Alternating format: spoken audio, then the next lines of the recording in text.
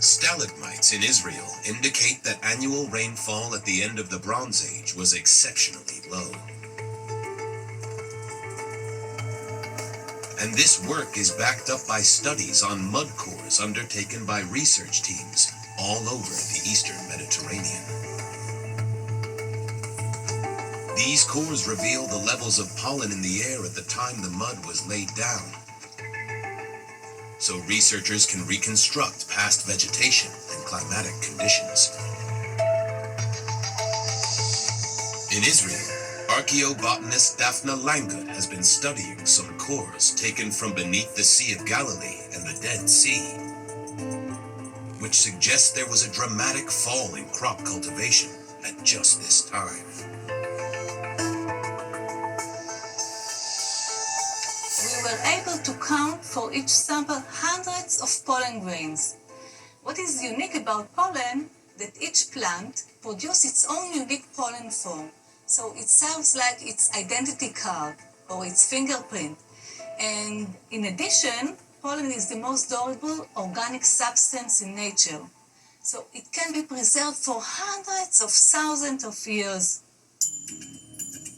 By measuring the quantity of the radioactive isotope carbon-14 in the sediment, they are able to date each sample and determine the types of vegetation that existed during a particular period.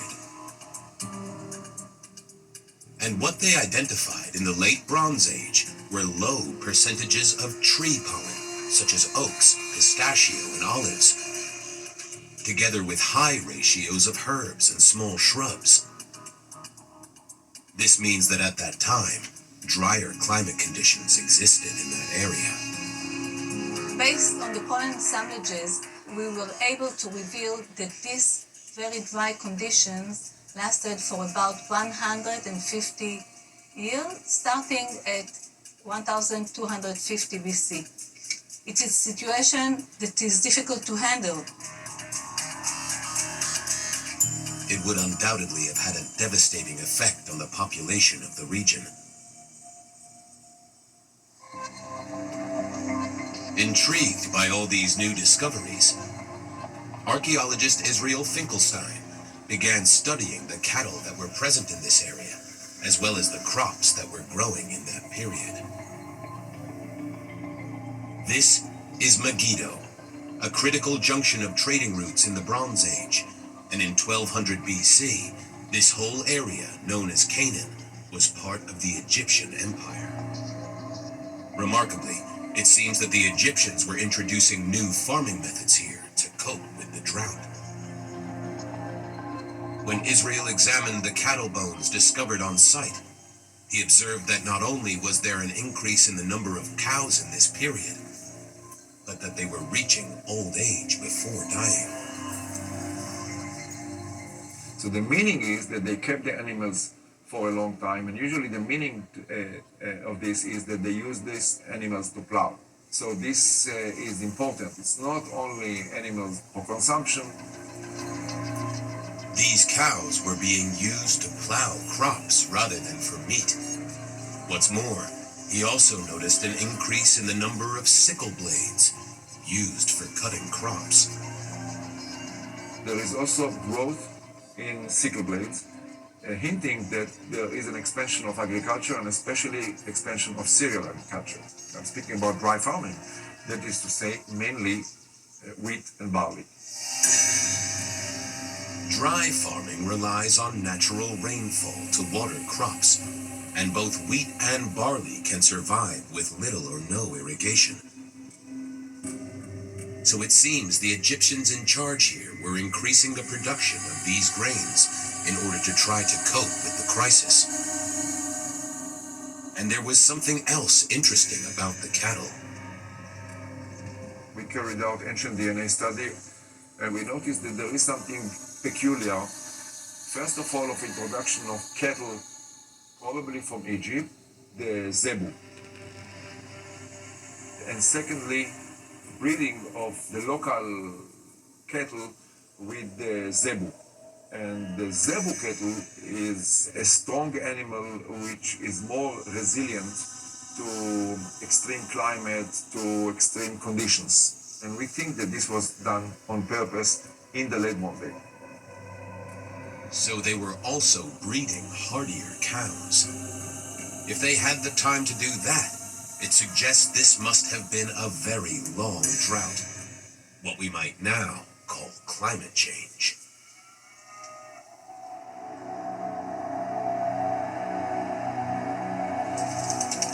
What's extraordinary is that it seems that the Egyptians may have been trying to increase grain production around the more fertile parts of their empire, because they were also experiencing drought at home. Often referred to as the breadbasket of the ancient world, Egypt was known for its regular and reliable flooding of the Nile. But new research conducted in the Nile Valley suggests that Egypt too was suffering.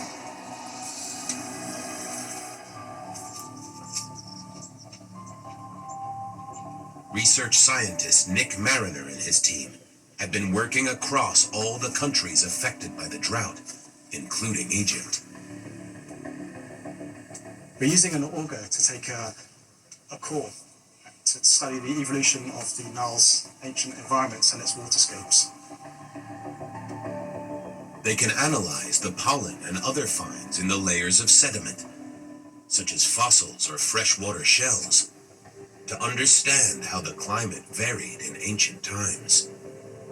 So we can use this core to go back thousands of years to see what was happening during the Bronze Age, what the climate was like, what human societies were doing in this area, and how they were affected by climate change. Their results suggest that not only was Egypt suffering from drought at this time, but that it lasted even longer than proposed by the researchers in Israel. We have evidence for significant decline in Nile levels and Nile discharges spanning more than 6,500 kilometers from the sources of the Nile at Lake Victoria right down to the Nile Delta. This period lasted for around 300 years. This drop in the Nile appears to have started during the reign of Ramses III, the pharaoh who fought the Sea People. This is an exceptionally long period of drought that we could describe as being a mega drought. It would have significantly affected Bronze Age societies. A drought lasting a year or two, or even 10 years, doesn't necessarily mean that a society will fall. But a mega drought lasting more than 100 years simply does not allow the inhabitants any relief. When the drought finally ends, some of the affected societies may have survived, but others may no longer exist, despite all their efforts to deal with it.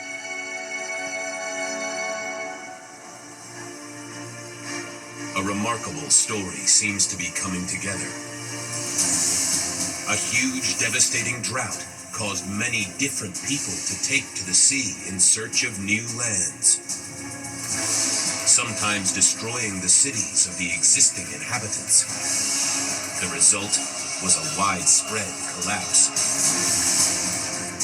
But the drought lasted 300 years. Was there a specific event that occurred suddenly around 1200 BC that led to the chaos at that time? It seems there could still be a missing piece of the puzzle, some sudden, terrifying event that caused people to flee for their lives.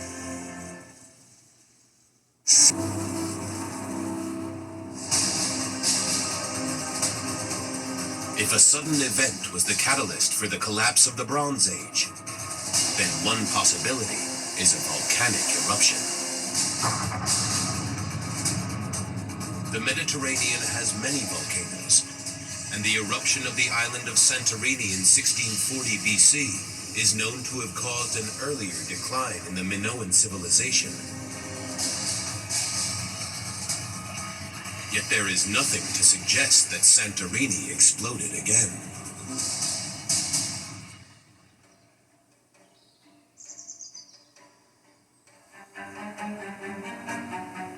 But recently, archaeologists in Egypt stumbled on some stunning new evidence for one more factor in the events that overcame the people of the Bronze Age.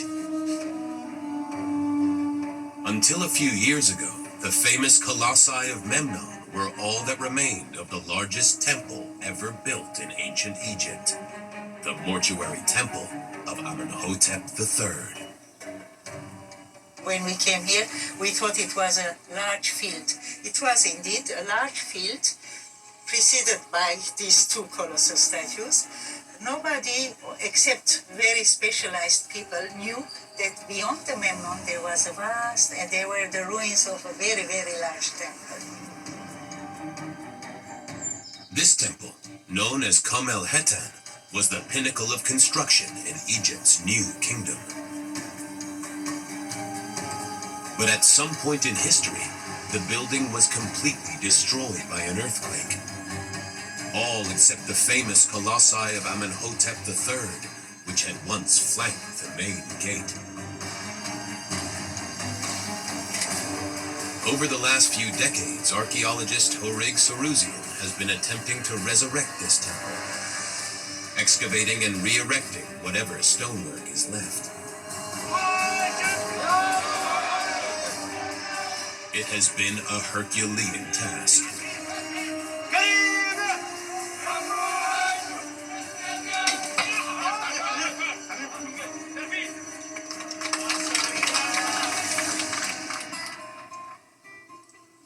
In the process of all the reconstruction, Horig has been working with a team from the Armenian Institute of Geological Sciences to try to establish when exactly this destructive earthquake occurred. Leading the team is Ara Avagian. He has found clear evidence of a massive earthquake throughout the site. When we have earthquake, we have a passing wave. It lacks waves in the water. What we see here, all this block tilted few degrees to the south, like this. Here, we see all this block tilted few degrees to the north, like this. And you see this row of blocks, again, they tilted to the south. So we have some kind of wave here. And in some places, we have a man-made mortar folded like this. Exactly the same wave. You see the wave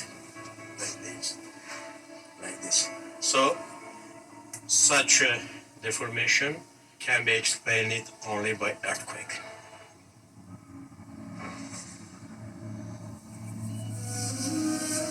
To try to pinpoint the date of the earthquake, Ara has been looking for evidence of liquefaction.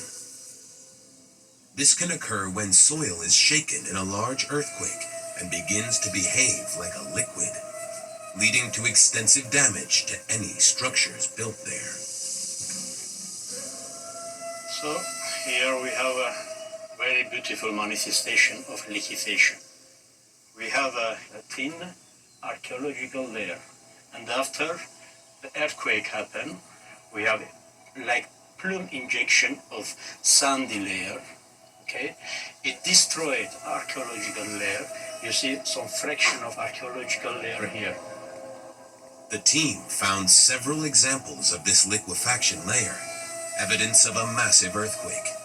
And in these layers, they found shards of pottery. It is pottery, it is pottery, it is pottery, it is pottery, it is pottery. These. Radiocarbon dating of the pottery indicated that this destruction occurred around 1200 BC. But the date was vague. The style of the pottery itself, however, was more precise. So this is one of the pots we found under the fallen colossi, and these are sherds. This pot, we showed it to a specialist in pottery who said 1200 BC within a few years.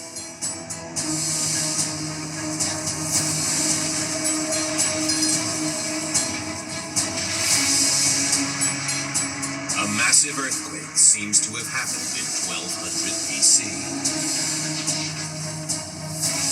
And shortly afterwards, Ramses III was fighting the sea people. Could there be a link? Was this earthquake the trigger for the events which followed and the widespread collapse of the known world?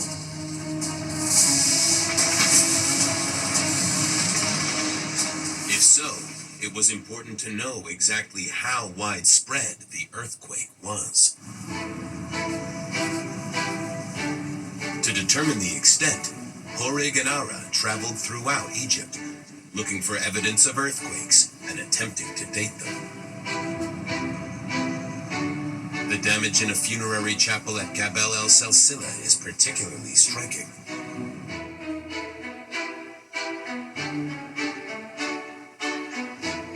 Here, a statue of 3 seated figures has been split, with a separation of 3 feet between its 2 halves. We are in the middle of open crack.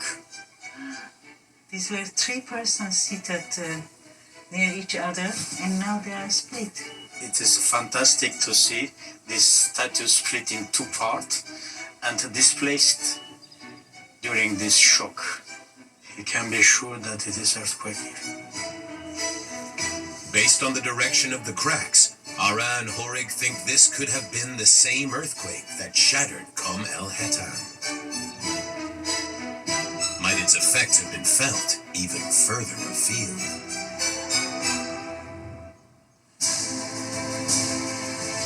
They traveled to Abu Simbel in the south to investigate. Commissioned by Ramses II, this iconic rock-cut temple is considered to be one of the most impressive remaining examples of ancient Egyptian architecture and engineering. Although this entire temple was razed when the Aswan Dam was built, it was preserved exactly as it was, complete with any damage. And it doesn't take them long to find a suspicious crack. It is new formed crack. Crack formed after carving this wall. Yes. And because we have a small step, we have a small shift. Yes. The blocks are shifted with respect to each other. And such a things in geology we call also fault. It's a micro fault. We have a shift here. We can't expect this without shaking. I see. Clear demonstration. Yeah. They find similar cracks throughout the temple. The earthquake even seems to have brought down the upper half of one of the seated colossi of Ramses II. It is obvious that the monument hit by earthquake. Yes. There is an earthquake input of this colossus. It is sure. Maybe this earthquake, an earthquake that we discover in the site of Qom el-Hetan, it's same. It is probable.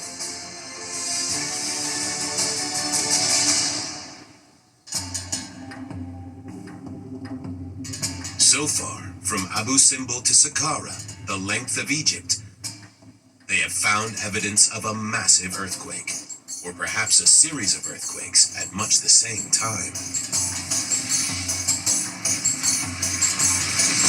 Egypt, it seems, was flattened in 1200 BC. So could these earthquakes have been even more widespread beyond Egypt? Could they have caused so much destruction the Bronze Age civilizations collapsed? Great brands.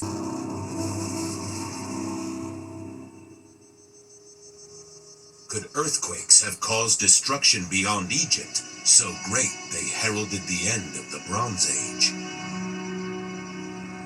In Mycenae, excavators have now found evidence that earthquakes contributed to the destruction. Collapsed buildings, even crushed bodies. In this doorway was found the skeleton of a woman who was killed when the house collapsed around her. In fact, these photographs show that she was struck by a rock that shattered her skull. She was pretty much killed instantly. She's not the only body that we have here. There's another house a couple hundred meters away where an entire family was crushed when their house came down around them. So in addition to everything else that might have happened, invaders, famine, drought, we have to factor in earthquakes as well. And bodies have also been found by excavators at other Greek sites. Anthropologist Marilena Hovalapoulou has been studying some of the remains. In the last few decades, several anthropologists unearthed at least 16 skeletons who they believe died from earthquakes that took place in Greece around 1200 BC. Here we have an example of a skeleton who was found at Cadmia, belonged to a young woman, and she was believed to have died during an earthquake that took place at that time.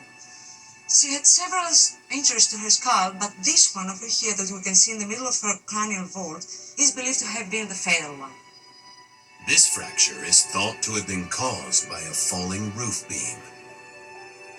Here we have another skeleton that belongs to a young woman as well. We're not sure whether she died during an earthquake or not, but she also had injuries to her skull and a very similar fracture in the middle of the cranial vault as well. There can be no doubt that Greece suffered from earthquakes around this time.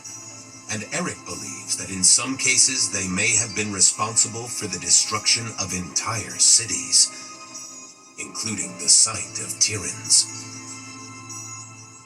I think this is destroyed by an earthquake at the end of the Late Bronze Age, 1200 BC, and life essentially comes to an end. There are some survivors, there are people living in the lower city, but for all intents and purposes, life comes to an end here.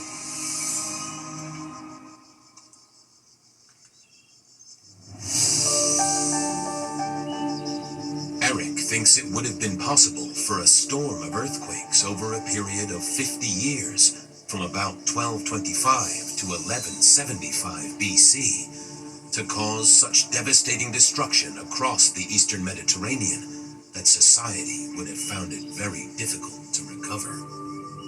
There's something that are known as earthquake sequences or earthquake storms. And this is simply when you have an earthquake and it doesn't release the pressure, all of the pressure in the fault zone, you'll have another earthquake soon thereafter, maybe days, maybe weeks, maybe a year, but there will be another earthquake.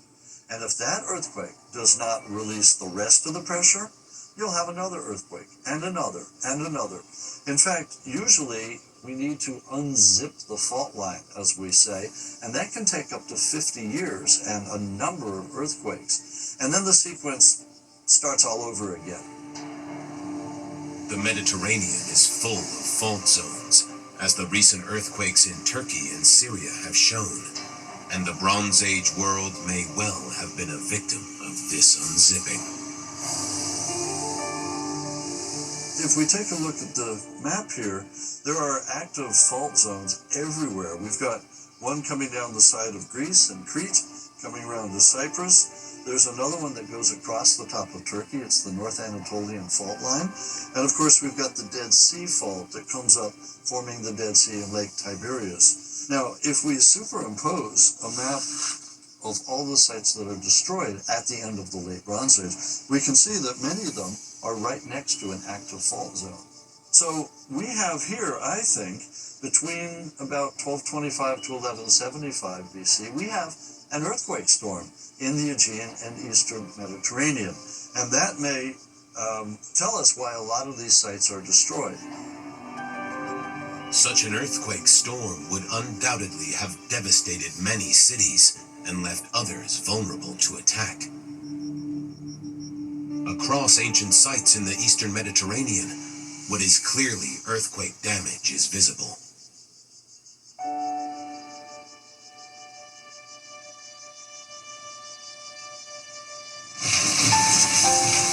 Coming in the middle of a devastating drought, it's easy to see how this earthquake storm could have triggered the widespread collapse of the whole interconnected system of the Bronze Age,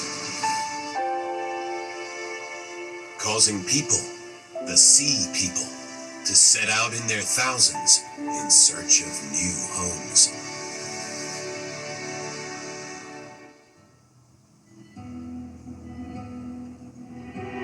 So was the earthquake storm the final link in a disastrous chain of events that led to the collapse of the Bronze Age world?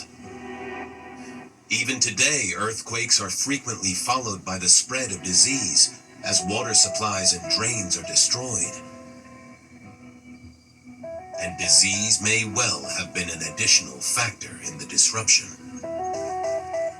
When there are these collapses of civilization, it is more than possible that disease plays a role in it.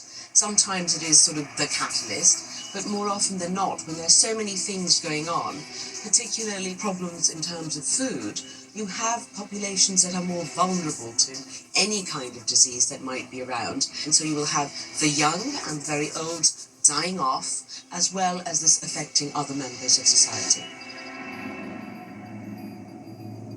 The COVID-19 pandemic has shown us just how devastating its effects can be and how vulnerable we are in an interconnected world, just as they were then.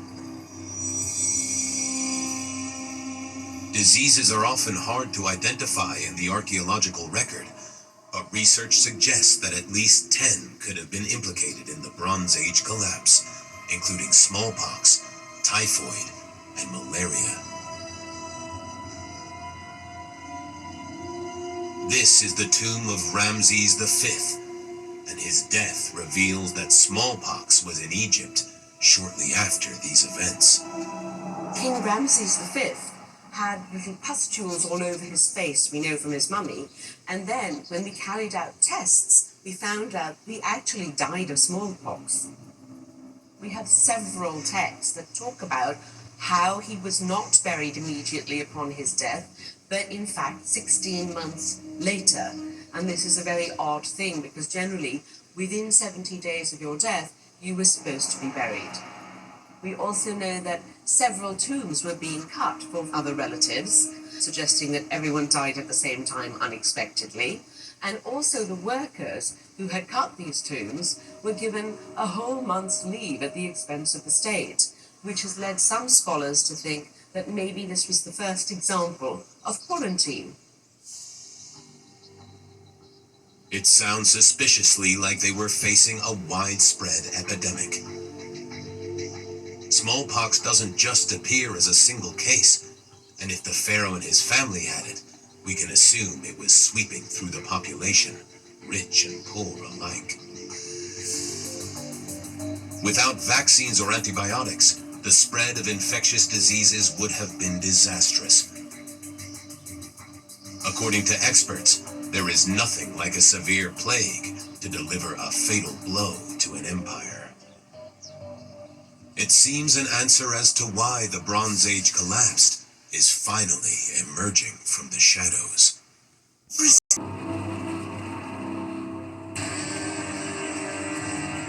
Do we at last have the answer to what happened to end the Bronze Age civilization so abruptly? All these interconnected societies were first laid low by a period of mega-drought that caused widespread famine and migration of people, and were then finished off by an earthquake storm, followed by an epidemic of infectious disease. Faced with such a series of disasters, the leaders of the day would have been unable to provide for their populations, and social and political collapse might easily have ensued. The Sea People may not in fact have been the only ones attacking cities. In the last days of Mycenae, about 1200 BC, the city's destroyed. Who did it? Big question. Is it invaders from outside? Is it an internal uprising? You have the king at the top, and then you have stratified society taking advantage of the lower classes, or the 99% rising up against the 1%. It's possible that Mycenae's eventual destruction was not the result of an external invasion, but rather caused by internal conflicts within the city. This political collapse could also explain the riddle of what happened at Hattusa and other cities too.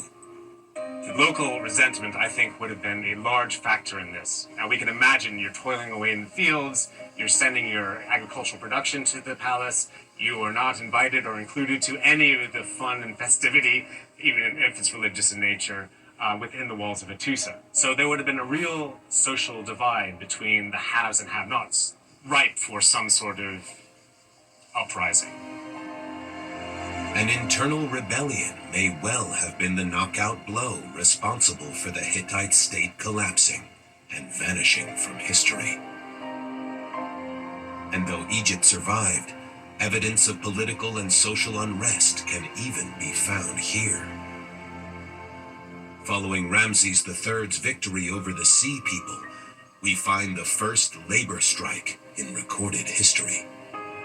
The reign of Ramses III was not just marked by the chaos with the Sea Peoples, but in fact it was when we had the first sit-in strike in history, when all of the workers who were working in the Valley of the Kings had not been paid by the king. So they put down their tools, marched off and had a sit-in at the temple. And they kept doing this until they finally got paid. This near-complete social and political collapse would likely have increased the flood of different people who were forced to flee in search of somewhere new to live. Each group may have been moving or leaving or invading for a different reason. Some may have been invaders. Some may have been migrants. Some may have been refugees. As these victims of a string of disasters crossed the Mediterranean, they were seen as invading sea people. But it's clear that at least some of them were not warriors. They were families. Refugees seeking a better life in a new land. I would say that the equivalent in the modern era would be the refugees fleeing the civil war in Syria and moving over to Greece and such. After years of research, theories, and mystery, we finally appear to have a solution as to what caused the collapse of the great civilizations of the Bronze Age. But it's perhaps wrong to think of the answer as a string of disasters, one thing after another. I think that's too simple. It's too simplistic. Life, as we know it, is much more messy. And so I don't think I see this as a linear progression. I see it more as overlapping. I think it's just this whole smorgasbord, if you will, of catastrophic events. What I see this as is a perfect storm. It is a perfect storm of catastrophes, of calamities, and that's what leads to the collapse. Perhaps the inhabitants could have survived one disaster, such as an earthquake or a drought, but they could not endure the combined effects of multiple catastrophes all occurring together. Climate change causing drought and famine, earthquakes and disease, migrations and war, internal rebellions, and the collapse of their supply chains. It was all too much to bear at once, and led to the interconnected civilizations collapsing like dominoes. What followed has been called a Dark Age. For a while, diplomatic and trade relations were nearly non-existent, and art, architecture, and general quality of life all suffered in comparison with the Bronze Age. But of course, it wasn't the end of everything. In fact, it was the catalyst for a new age, an age in which iron replaced bronze as the metal of choice. It was a period of transformation and development, which in time gave rise to the civilizations we know today. 1200 BC was undoubtedly a pivotal point in history. The thing that has me worried and losing sleep at night is a lot of the factors that I see that contributed to the collapse of the late Bronze Age are around again today. You can just tick off the boxes climate change, yes. Earthquakes, yes. Invaders, yes. Drought, famine, migration. I mean, they're all there.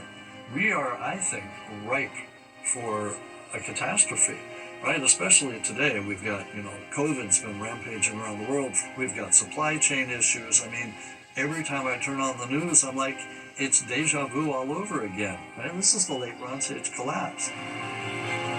Perhaps the past is more relevant than we might like to think.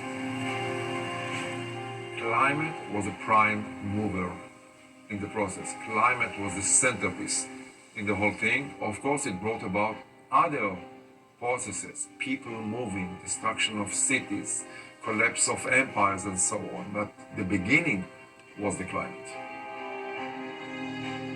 History is very cyclical, so maybe we will wind up repeating what happened at the end of the Bronze Age, or maybe we can do something to stop it. I think instead of just talking about doing things about climate change, if we actually do it, then we might stand a chance. Most societies in the history of humankind have collapsed, and it would be hubristic to think that we're not going to. I definitely think it's not a matter of if we collapse, but when we collapse. And when we do, then, what are we prepared to do? Either to try and stop it before it happens, or afterward, how are we going to be resilient? How are we going to get back up? Uncovering the story of the Bronze Age collapse has shown how the survival of any civilization may mean learning to deal with the threats before it's too late.